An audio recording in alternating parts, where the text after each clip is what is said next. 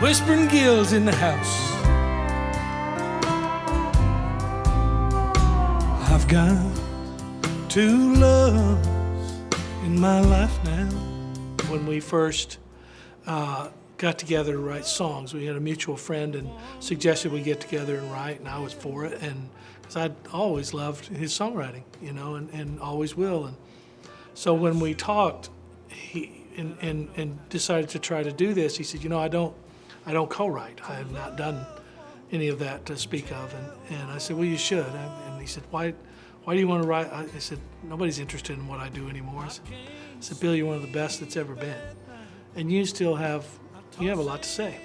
Everybody that does this for a long time, I mean, that's probably what he struggled with in the early 90s, thinking nobody's interested in what I do. There are times where you don't feel relevant. I've had times in my life I don't feel relevant. And sometimes it's because of the charts. Sometimes it's because of how hot you are, how hot your career is, or any of those things. So things come along that you're not expecting to just kind of keep shoving you, you know, and kind of keep giving you that feeling of you're relevant, you know, because there's no reason you shouldn't still be great at it. You know, if you were great at it in 1957, nothing's changed. You're still one of the greats at telling a story. That's all you're doing, is you're trying to paint some pictures and tell a story that somebody can kind of put themselves in that movie and in those pictures and relate to it. And there's something, I guess, about his gift that gives people the ability to relate. You know, that's when everything happens in a good way. It's when it's all relatable. Ain't sleep at night, I toss and I turn.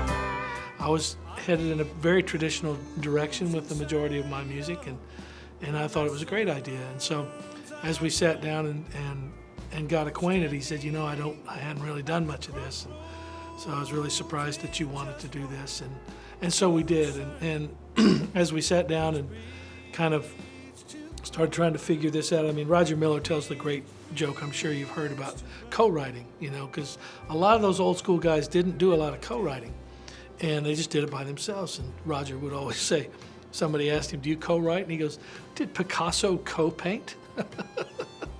So I knew it was foreign for him, and he had a few ideas. He had one title that really jumped out at me, and it was Which Bridge to Cross, Which Bridge to Burn. I said, where does this come from? He said, I said, this is right up my alley. This is in a way, this is my life right now. And this would be perfect for us to work on. And so we finished it, and it was a hit.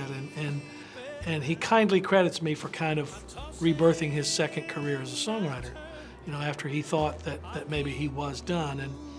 And I kind of half refused to take any credit for it, because it was always in there, and just took the right guy to say, hey, come on, let's go try to do something. And it was successful. Then along came, you know, all the other co-writes with Jamie and with John Randall, and the list goes, you know, for the last 28 years now, you know. So yeah, I was aware that he didn't do much of that, and grateful that he wanted to. It's a great learning experience for me. Which bridge to cross? Which bridge to burn? Thanks very much. Thank you, Bill. Congratulations. Thank you, guys. See you, Kyle.